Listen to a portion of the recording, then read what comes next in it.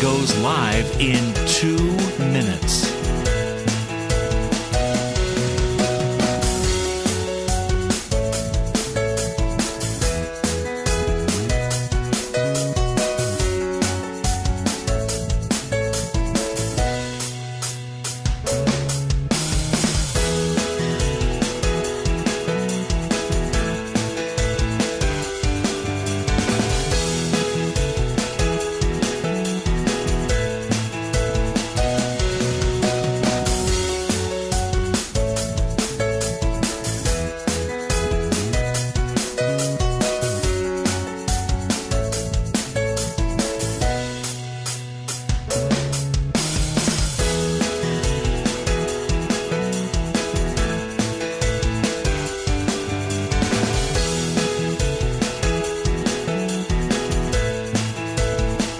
Lynn Cullen live in 1 minute.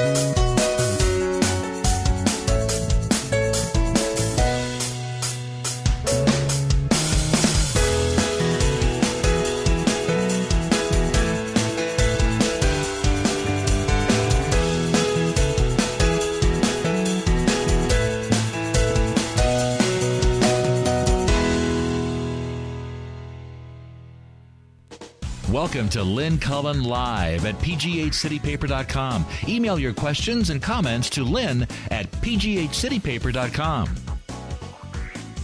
Well, last time I spoke to you, I was in ignorance. I guess you guys were too, because nobody alerted me to what had happened in Connecticut at this elementary school. The horror of it was just becoming apparent while I was on the air last Friday. Good morning, first of all, and welcome to the program. Today is the only day of the week that we are going to be by ourselves, and in which you will have unfettered ability to share your thoughts, and I hope you'll do so on either email, Lynn at pghcitypaper.com, or you can call, as you know, at 412-316-3381. The president's speech last night, I'm hoping you saw it, because I felt, as I watched it, like I was watching something that was different than anything I'd heard before in a long, long time. I felt like I was watching the president assume leadership of this supposedly untouchable issue. I was moved to tears by his words and a sense of the same kind of anger that you could feel in him and resolve. The statements he made were clear. We can't tolerate this anymore. These tragedies must end. And to end them, we must change. And then he said it. I'll use whatever power my office holds. And I was thrilled to hear it. Those in the know say that nothing will change. Nothing will change. The NRA, as we know, is lying low. They always do. They always do. The Republicans are lying low. They always do.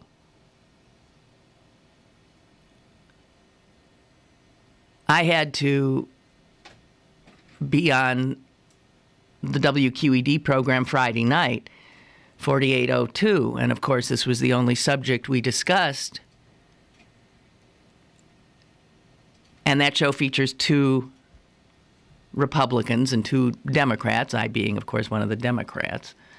And the two Republicans really did not have anything to say other than, you know, how horrible, how tragic, we're praying, we pray, we hold, we hug, we this, we that, mental illness, blah, blah, blah, unthinkable, no time to, we've got to mourn, no time to engage, politicize this.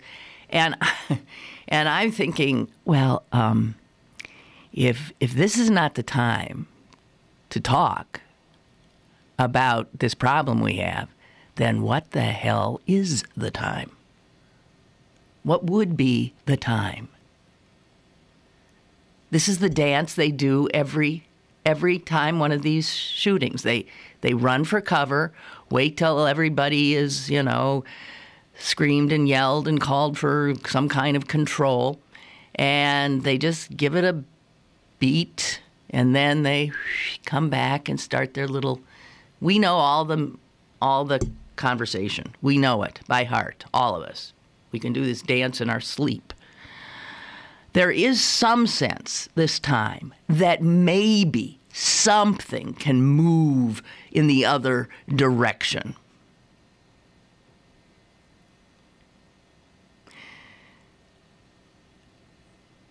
Senator Manchin, former governor of West Virginia, now senator from West Virginia, and about as blue dog Democrat as you can get.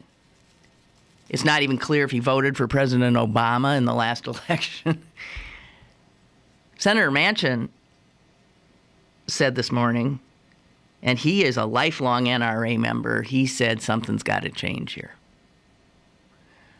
I didn't hear it, but I believe Joe Scarborough, also NRA member, I believe, and in his time a conservative Republican, I think a pretty moderate Republican now, severed his ties with the NRA. We need to see more of that, and I think you will see some. We're going to be treated, I think, to some profiles in courage. I hope. We sure could use a few. I don't know why it should take courage to stand up for these children against the National Rifle Association. I don't know. How should that take courage? That's a no-brainer.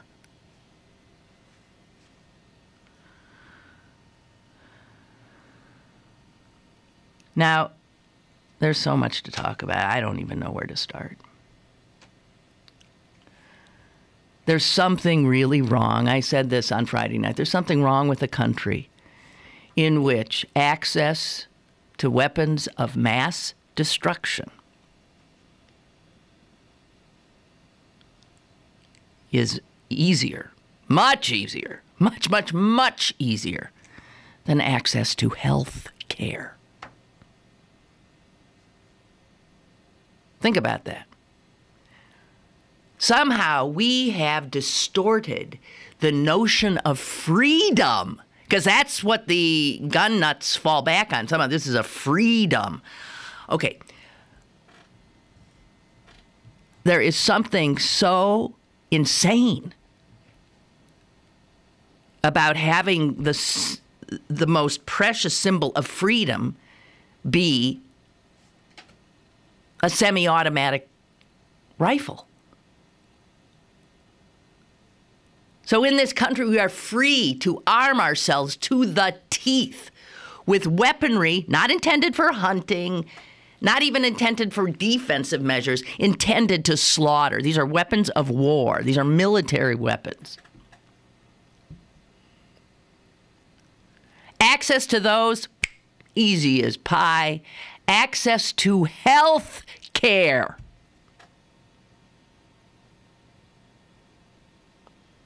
Much more difficult. And access to mental health care, even more difficult.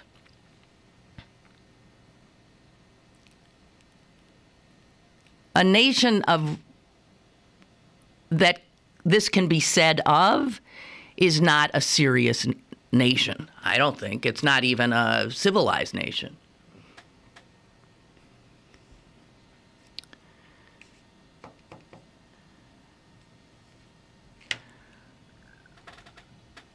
Where are my 10 commandments? 10 commandments. I mean, the 10 amendments, the Bill of Rights. 2, a well-regulated militia being necessary to the security of a free state. The right of the people to keep and bear arms shall not be infringed. Okay. Well, let's be clear. Yes, it can be infringed, and it has been infringed in some respects. As in the First Amendment, Congress shall make no law respecting blah, blah, blah, free speech, blah, blah, blah, blah, blah, blah, blah, blah, blah. But then we've decided that, no, there are some you do get to, like, do some abridging. But what I'm struck by, as you read these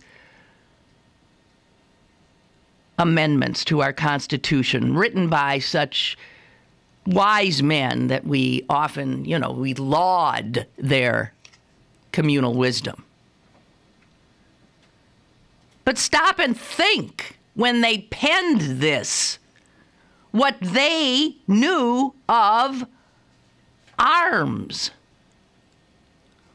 What were arms back when the Bill of Rights? A cannon? A musket? Whatever the arms were, they could only get one shot off. One shot. And then it took a long time to put gunpowder in, to tamp it down, to you put a ball. This was, if the founding fathers lived with the weapons of death that we now possess, there is no way those wise men would have thought to not in some way infringe upon this ability. Why is that not taken into consideration? If you look at the Bill of Rights, so much of it is simply about things that don't change. Human beings are the same now as they were in the 19th century, the 18th century, the 17th century, and on and on and on and on. And so the First Amendment, which speaks of religion and speech and expression and peaceable assembly and petitioning your government, those are all things that are as necessary and in no way different than they were in the 1700s when this got written, right? Nor is all the rest of it. If you look at the rest of these, I got it here on a little thing, a little bookmark. All of the rest of these things have nothing to do with an object. They have to do with human beings. And they hold true. The only one that is different is this one, because it talks about guns, arms. And what arms were then, as opposed to what arms are now, is so totally different. They couldn't imagine a musket capable of mowing down hundreds of people like that.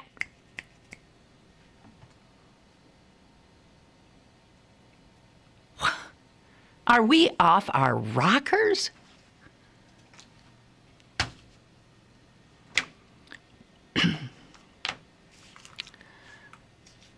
If If the slaughter of these children does not change the conversation,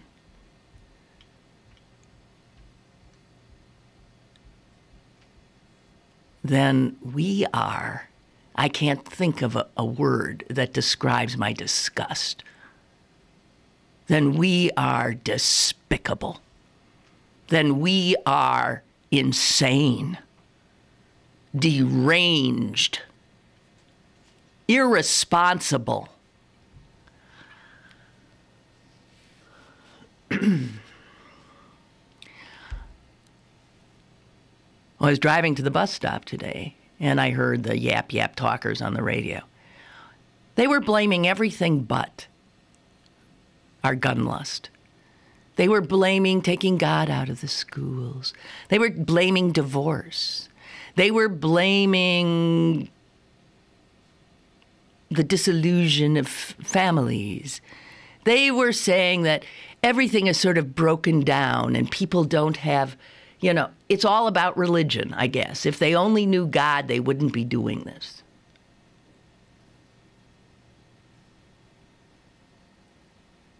What kind of unbelievable hooey is that?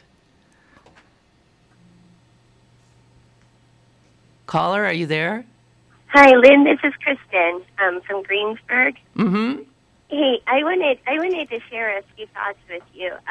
When I call, I'm not only, a political fan, but I'm also a mom and a mental health worker, as is, my husband's a psychologist. And, I wanted to call about what happened on Friday.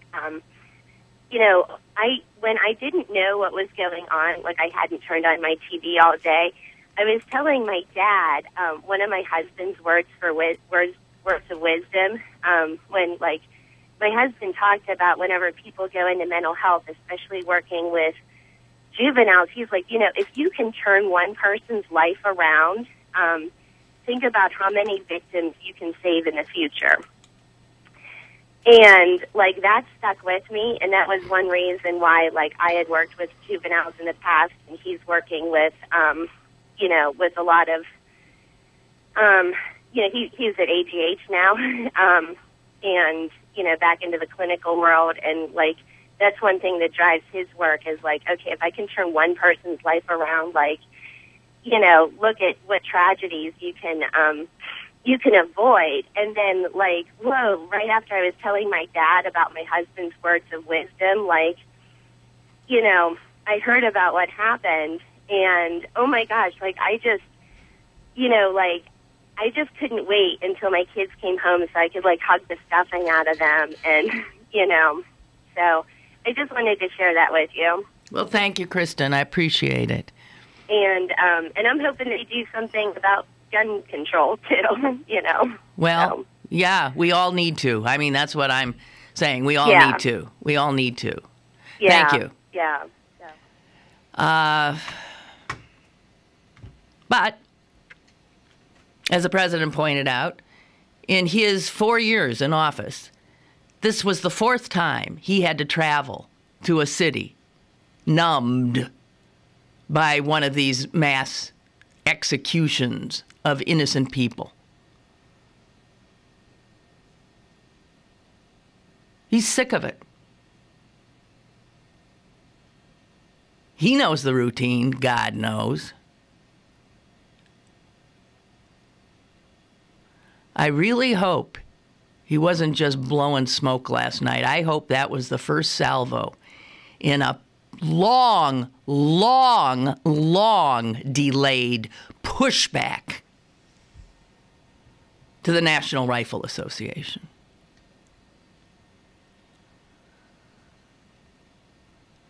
Perhaps you've heard that the town in which this horror occurred,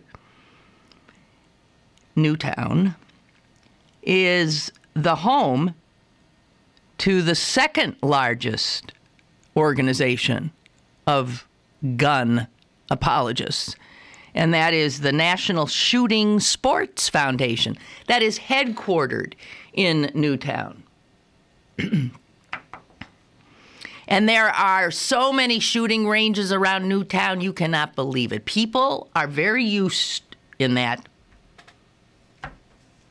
community to hearing guns going off.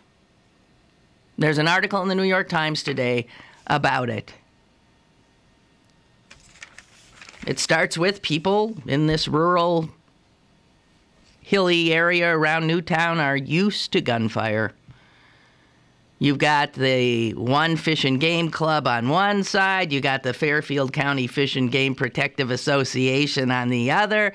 You got people, places where people can hunt. You got all kinds of shooting ranges around. And as you know, the killer in this case was brought to these shooting ranges in a wonderful way, I guess, of bonding with his mother, who he would kill often. And that she herself was one of these people who couldn't have enough guns. Now, again, we can talk about what would make a woman with a son who is not right, brooding and lonely, classic fitting of the description that we know too well, again. What would possess her to have a home in which there were all of this weaponry? There was an effort on the part of the police chief of Newtown to rein some of this in because in the last few years, things were getting out of control. Not only were people in Newtown hearing pop, pop, pop, but they were hearing rat-a-tat-a-tat-a-tat-a-tat, and they were hearing explosions that would shake their houses. And that was because the gun folks in Newtown were into all kinds of, I guess, the new stuff that's out there for the gun nuts these days. They have taken to loading their targets with an explosive called tannerite. And so you stick this tannerite on whatever the target is, and then you go back and you get your gun and you start shooting, and here's the thrill you get. Used to be enough to get a thrill if you hit the target. No. Now you hit the target, and the tannerite blows up and literally sends shock waves. This is fun for a lot of people. And we're supposed to not take their fun away just because it's not our way of having fun.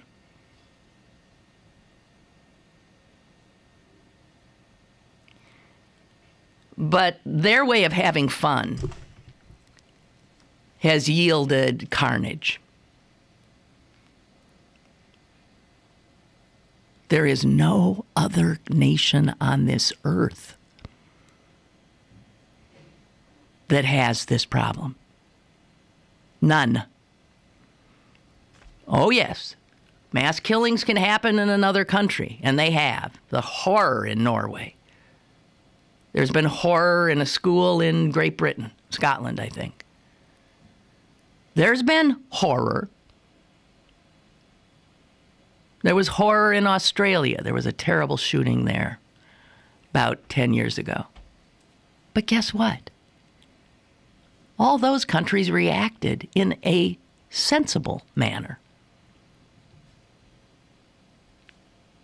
They made ammunition harder to get. They made certain guns impossible to get. And now they do not have a mass killing every few months. They don't even have a mass killing every year or every decade. We, only in the United States, because the Americans are no more violent or no more insane than any other people on earth. We're all the same human beings, all the same. So what's the difference? How come since Columbine there have been 40 school shootings and we haven't done a thing except liberalize our gun laws? There's more access than there has ever been.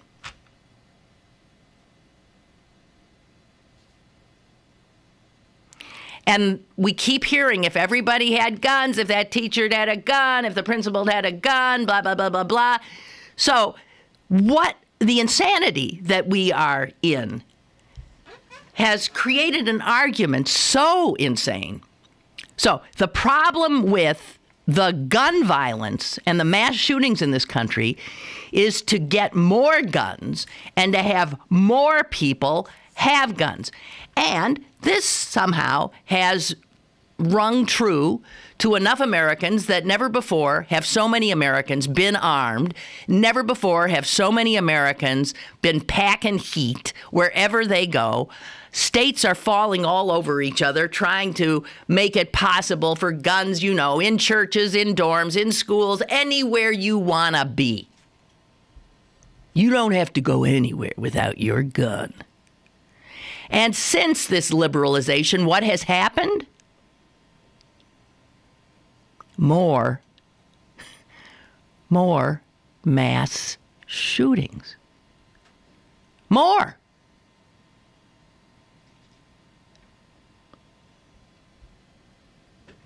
Doesn't seem to be working real well. And their answer, again, more. Not enough of us have got everybody. Pretty soon you'll be issued a gun after birth. On your way out the door, they'll give you a bag of Pampers and your own gun.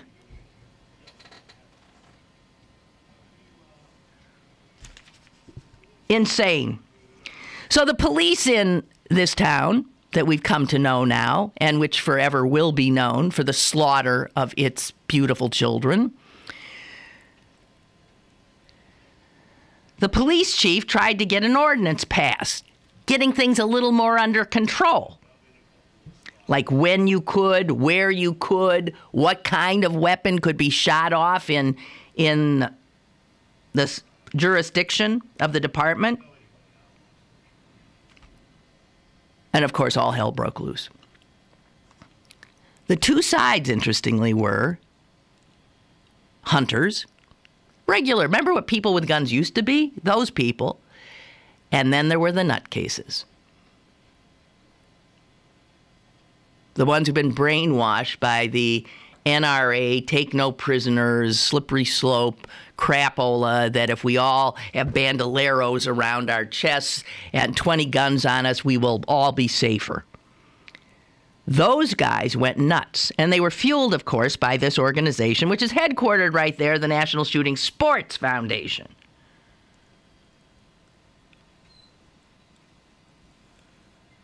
There were Republicans on the town council, actually a majority. They favored this ordinance, but they were beaten back. They were beaten back. There were police officers on the committee.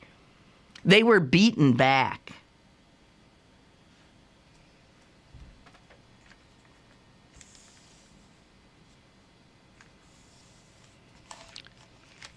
The gun nuts of Newtown showed up in large numbers to the public hearing. And brilliant arguments were made, such as this mother who stood up and said, "This is a freedom that should never be taken away. Teach kids to hunt. You will never have to hunt your kids." What the hell does that mean? What does that mean? And we ain't talking about hunting. We are so far from hunting. We're in Crazyville. And the representative from the National Shooting Sports Foundation stood up in front of the town council and said, "No safety concerns exist here." Right.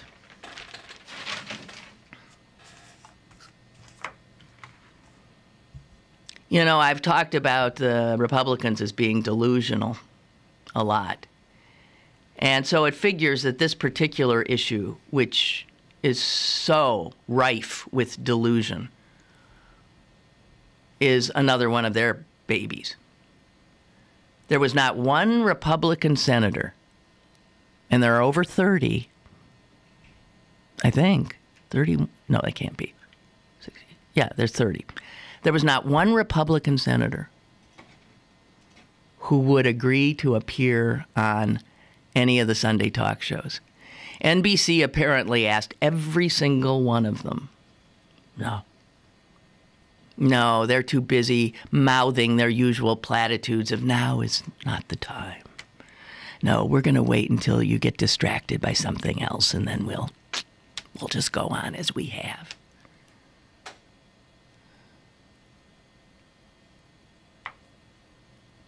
There's plenty of Democrat gun nuts, too, and I would like to see them step up.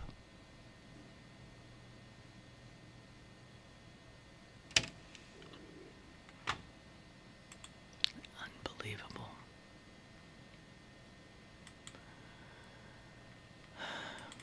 Chuck writes, hang on.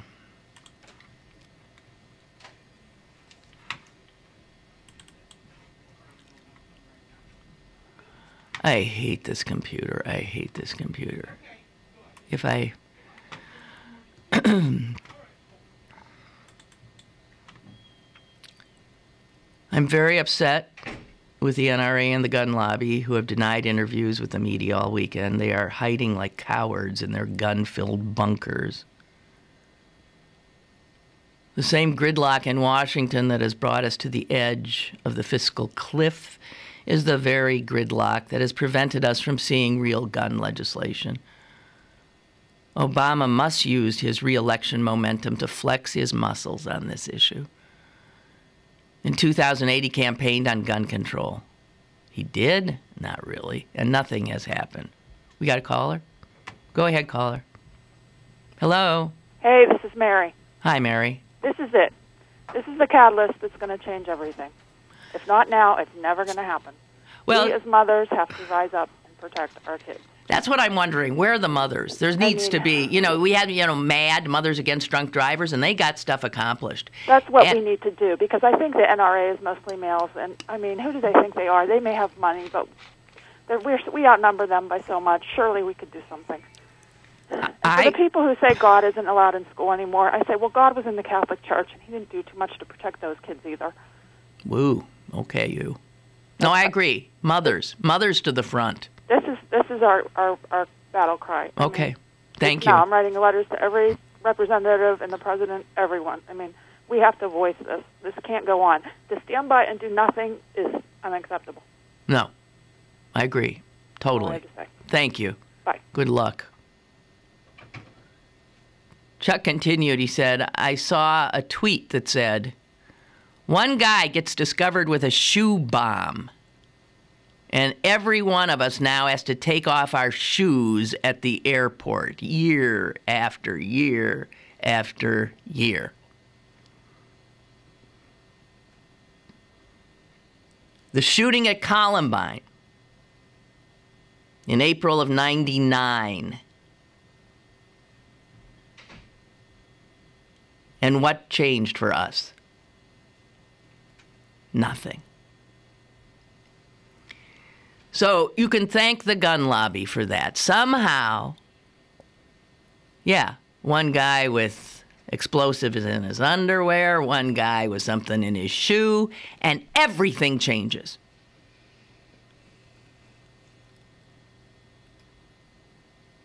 But people can pick up these weapons and blow people away in movie theaters, in temples, in malls, in schools, in workplaces, and we go on. And nothing changes. If something changes, as I pointed out, we actually create more access to guns. This is the definition of insanity. Insanity. I'll take a break. We'll be back. Email your questions and comments to Lynn at pghcitypaper.com or call Lynn at 412-316-3381. Lynn Cullen Live will return in a moment.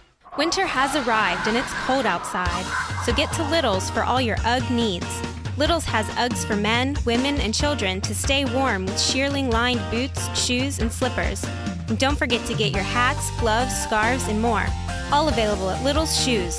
Bring the entire family to view one of the largest in-store UGG shops in the U.S. Little's Shoes, Pittsburgh's largest family shoe store, 5850 Forbes Avenue in Squirrel Hill.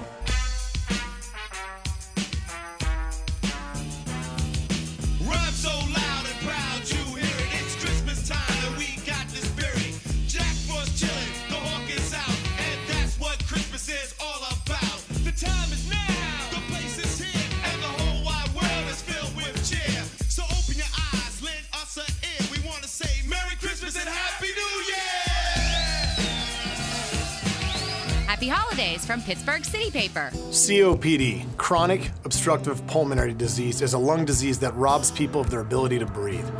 As many as 24 million Americans suffer from COPD, also known as chronic bronchitis or emphysema, and half of them don't know they have the disease.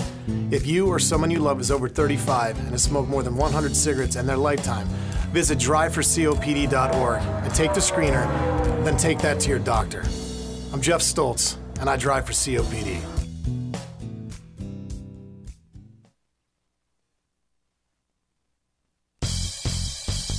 Have a question or an opinion? Call Lynn Cullen at 412-316-3381 or email lynn@pghcitypaper.com. Now, more with Lynn Cullen Live. Okay, just a little more on this. I do want to say that I was upset to see the children being interviewed by television reporters.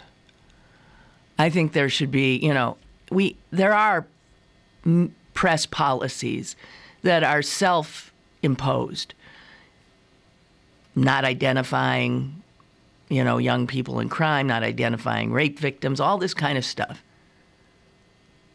I cannot believe there is not some press principle that says that in the event of a traumatic, violent situation in which children are involved, the children should not be thrust on camera in the aftermath of the event. Now, maybe a week later, if their parents and some psychologists say the kid can speak, I don't know. Now, you can argue that all the kids we saw were with their parents, and their parents obviously said, okay, you can speak. But the parents aren't in their right mind at that point. They don't know. They're so traumatized themselves. You don't exploit traumatized people. It's a kind of pornography that we can sit and watch. I don't want to see a little child say, and the guns, they were shooting guns and my teacher got shot and then No! Get that little boy out of there. Protect the children! Damn it. Protect him from the guns. Protect him from the media. Protect him from our lust to be enthralled by horror.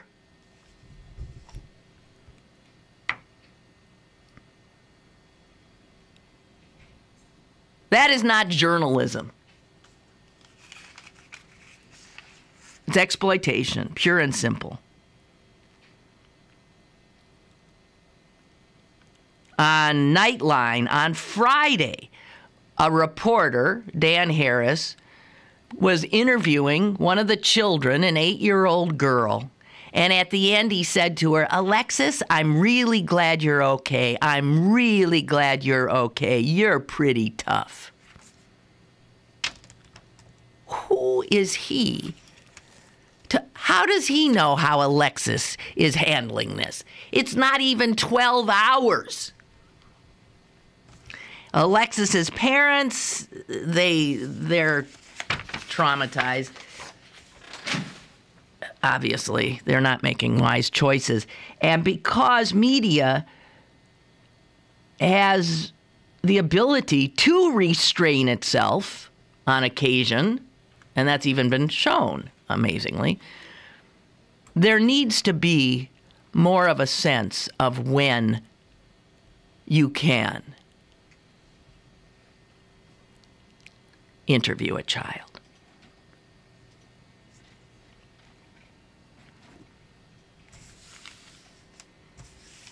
Just a few more thoughts.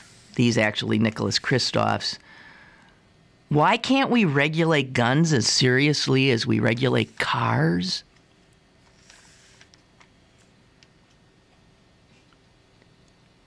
Children in America, 5 years old to 14, kids, are 13 times more likely to be murdered with guns than children in any other industrialized nation. When the president said last night, we're failing at our number one job, which is protecting our children. We're going to live with that, 13 times more likely to be killed by guns. Now, why would that be? Again, why would that be? Are Americans different? No, the only difference is the availability of the guns. They're in our houses. They are not secured. They are readily available. And most of these shootings happen with guns that are perfectly legal.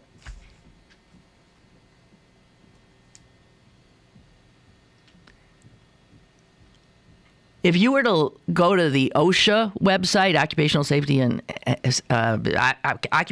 and Health Administration, and look up ladders, regulations for ladders, there are page after page after page about ladders, how they have to be made, all of this. And why is that there? To protect us. So OSHA has 5 pages of regulations about ladders, which kill about 300 Americans a year. Ladders. 300 Americans fall off ladders. Guns? Thousands, thousands, thousands. Over 30,000 every year. And we don't have those we don't have many regulations. And he asked the question, so what do you make of the contrast between the heroic teachers who stood up to that gunman and the cowardly, craven politicians we have who won't even stand up to the NRA? And here's another truth. It is more difficult to adopt a pet than it is to buy an assault weapon. You ever adopt a pet? They put you through the first, second, third, fourth, and fifth degree. Sometimes you have to if you have other animals, bring them in to see if these animals will get along. You have to answer lots of questions about your lifestyle, about what you would do, about how, because we make sure that little pet, that little cat, that little dog is going to be secure. There's something wrong in a country in which it is more difficult to adopt a kitten than it is to buy a weapon of mass destruction. All right, I'm done, I think.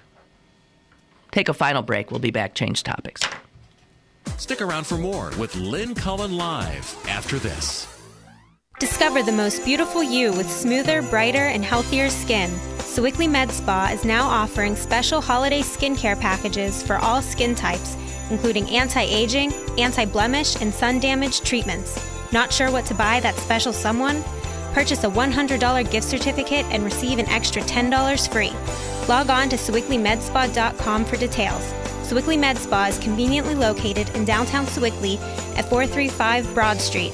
Happy holidays from Sewickley Med Spa. Go to BergBargains.com for great deals on your favorite local restaurants, museums, and shows. This week only, get discounts up to 65% on tickets to the Pittsburgh Symphony's Holiday Pops. BergBargains.com, Pittsburgh's exclusive e-commerce mall. BergBargains.com. You're listening to Lynn Cullen Live at pghcitypaper.com. Once again, here's Lynn Cullen. Okay. All right, so here's a totally different, this is a question I've been meaning to ask for a long time. It's a lot lighter than what we've been talking about. When the hell did apples get so humongous? You know, I keep going to the store. I love apples. I want to buy an apple. But, like, I really like Honeycrisp. And they're the greatest, you know, wonderful, nutritious, good kind of snack. But an apple used to be like the size of a baseball, right? Now they're the size of a softball. They're huge. It's like I can see, dinner for four. Just stick one of those Honeycrisps in the middle of the table. You can't. There's no way you want to eat something that big for a snack. It's a meal. And because I hate to wait, I can't figure out what to do. Is this another crazy thing about America, that everything has to be bigger? The bigger is better? I want my apples like they used to be, which was just the right size. A regular, ordinary old apple. The organic apples seem to be smaller. That's true, thank God. But as we've been told, you know, our dinner plates have gotten bigger, then the portions have been get bigger. But if we're turning into like the reality of that, one of the first Woody Allen comedies, Bananas. Was it Bananas? In which,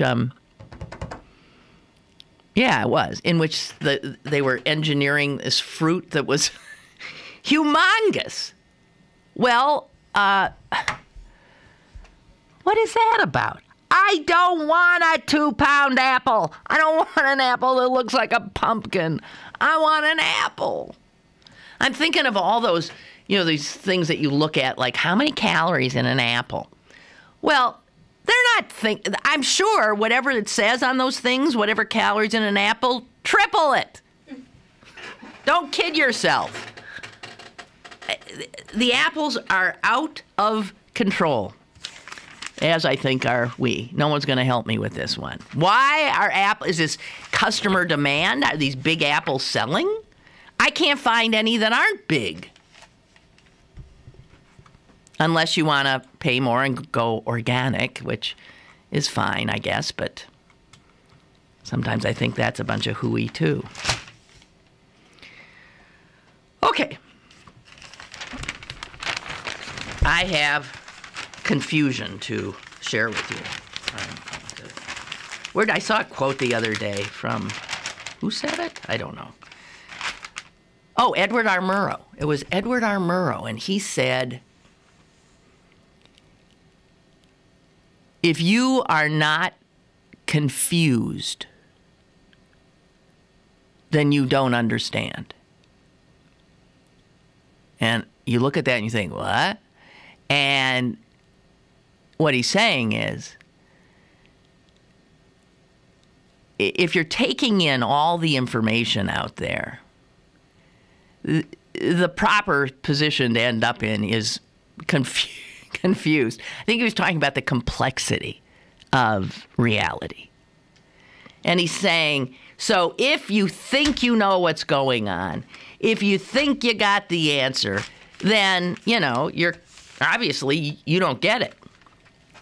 Because it's complicated. If you're not confused, you don't get it.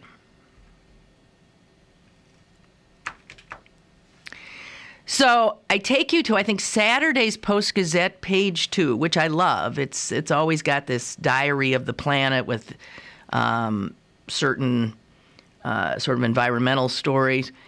And there is no way you could read page 2 on Saturday of the Post-Gazette and not be confused. There's a big story about these giant sequoias and some of the, of course, largest trees in the world, and how they're being watched to see if they can withstand global warming. How are the sequoias going to do? The story started out with the fact that some sequoia that has been the second largest tree in the world is now been demoted because it has been exceeded by another sequoia in Sequoia National Park. This sequoia is over 3,000 years old. 3,000 years old. And a redwood researcher said that he considers it to be the greatest tree in all of the mountains of the world. And these trees are so huge and so iconic and so just freaky because they're over 3,000 years old. Are there other living things that are over 3,000 years old? Living things? Been alive for 3,000 plus years. And the concern is, first of all, they take in lots of carbon dioxide, but the concern is, can these huge sequoias absorb the additional carbon dioxide in the atmosphere as a result of what we've been up to and global warming, climate change, whatever. Well, it turns out this now second tallest tree in the world, it's called the President, is growing like gangbusters. It's doing really well. And so they're saying that they can't believe it. It seems to be, in fact, growing very well, if not even better. So there's this sense like, oh, wow, the giant sequoias, which have managed to survive all the craziness of the last 3,000 years, they might even be able to survive what we're now doing to the planet. Okay, so that made me feel good. Then, right under it is the Diary of the Planet, and the first item is headlined, Big Trees Disappearing.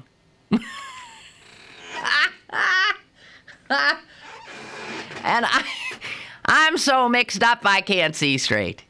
It says, many of the world's oldest and largest trees, like the one I just read about right above this, which is said to be thriving, many of the world's oldest and largest trees are dying at unprecedented rates. And they say because they're dying, birds are going to die, wildlife is going to die, all kinds of beings that are totally dependent upon these trees. And this is from an article in Science magazine. 3 leading researchers in this field say that the trees that are 100 to 300 years old are being killed in huge numbers by disease, climate change, logging, and pests. And they say that further research is urgently needed to find ways to stop this alarming loss of our oldest and biggest trees. They say it's tantamount to, it would be the same as if all of a sudden all of the huge animals, mammals, rhinos, tigers, and whales were dying. And actually, not so sure that's not true, too.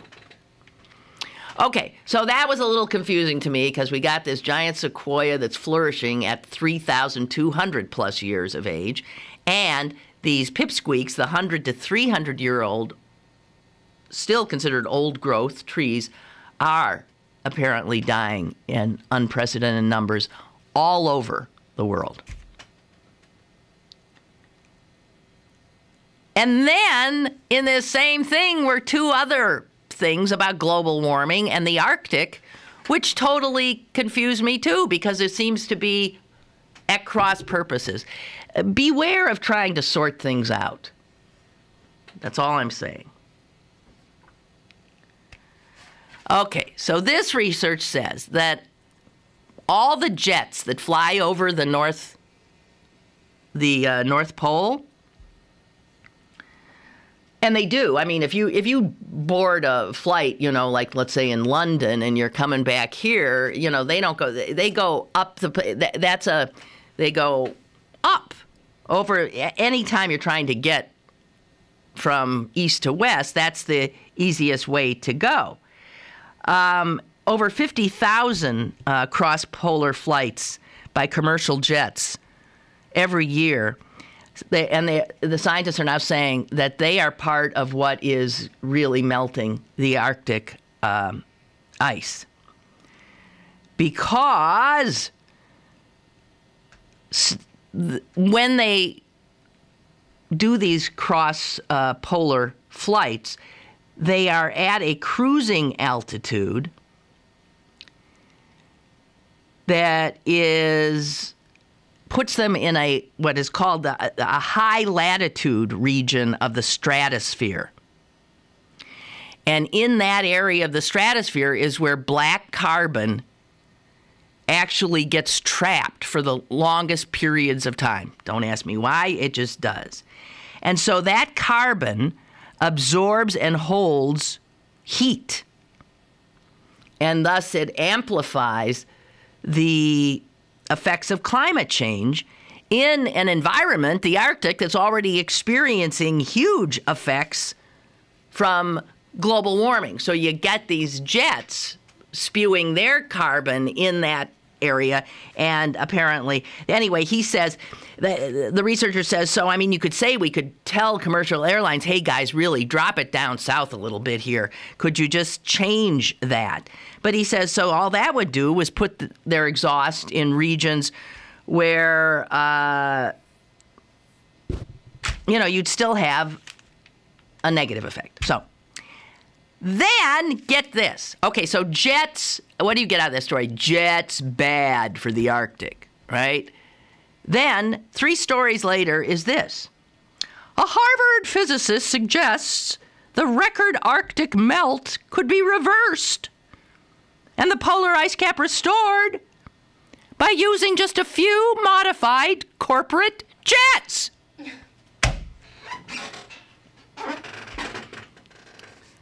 I suppose you're curious to know what the hell he's talking about. Well, he says, the Arctic sea ice melted to its greatest extent on record in September. And he said, what you can do is get a few corporate jets, that's all you need, and have them spray reflective particles high in the atmosphere that would keep sunlight from reaching the surface. This sounds actually like a good idea, if this is possible. He said just a slight percentage decrease in sunlight could restore the Arctic sea ice to pre-industrial levels. He's saying you could repair 250, 300 years of damage.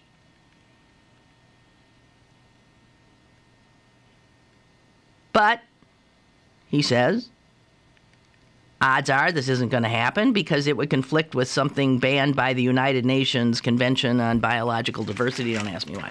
But you can see where, as you try to figure out what the hell's going on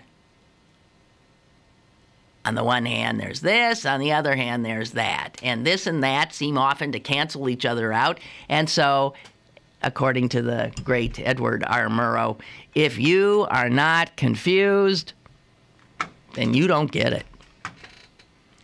Okay, some of you have given me some Apple information. This is good. Thank you. Try Sweet Tango apples next year. It will become your favorite. Yeah, but how big are they? I want a regular-sized apple. Not the, these like Brobdingnagian. Is that what the big guys were called in Gulliver's Travels? The Brobdingnagians, as opposed to the Lilliputians. No, I don't want them. Tim writes, organic apples are those from farmers markets, East End Food Co-op, are often smaller and they taste better. Not hooey if it tastes better. Okay, no, if it tastes better, that's right. Okay, so I should go over to the co-op because I can't take those. I mean, they're like, speaking of weapons of mass destruction, they're like lethal. They're like bowling balls.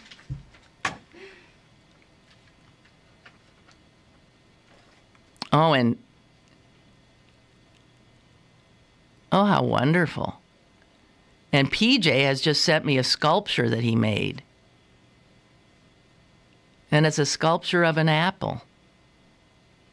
A very big apple. It's very lovely. Thank you, PJ. Okie doke. Well, it's a Blue Monday, I know. Not only did the Steelers lose in overtime to the awful Cowboys, which seems like such pettiness now in the wake of the horror. But I think that Mary's call is the one we need to remember. Mothers, step up now. Look at the changes. Mothers Against Drunk Driving are the reason for a lot. You know, the amount of driving deaths are down hugely. It's because of seatbelt use. It's because of all these kinds of things. It's not that we've gotten the drunks off the road. It's that we have armed ourselves in our cars. We're more careful now. We know that there's a certain defensive measure which has to be taken. Now, the defensive measures which have to be taken in regards to the gun craziness is we have got to stop the proliferation. We have got to make some of these guns unavailable. That does not in any way infringe on anybody's rights to hold their own musket. You tell me if George Washington, Thomas Jefferson, Ben Franklin, John Adams could see an AK-47 if they would have written that Second Amendment as they did. The answer is a no-brainer. Think of their reality. Think of the one-shot musket. That Second Amendment doesn't apply to the reality that we live. All the other amendments do, because they're about human behavior. That is the only amendment about an object. And that object bears no resemblance to the object that the Founding Fathers knew. Bears no resemblance. Why the hell the geniuses at the Supreme Court don't see that? Excuse me, I'm screaming. All right, tomorrow we'll be joined by my sister Susan, who's in Green Bay. Wednesday is Potter. Thursday, Sokolowski. And Friday, this strange woman who's written this amazingly strange book on the human voice. Toodaloo.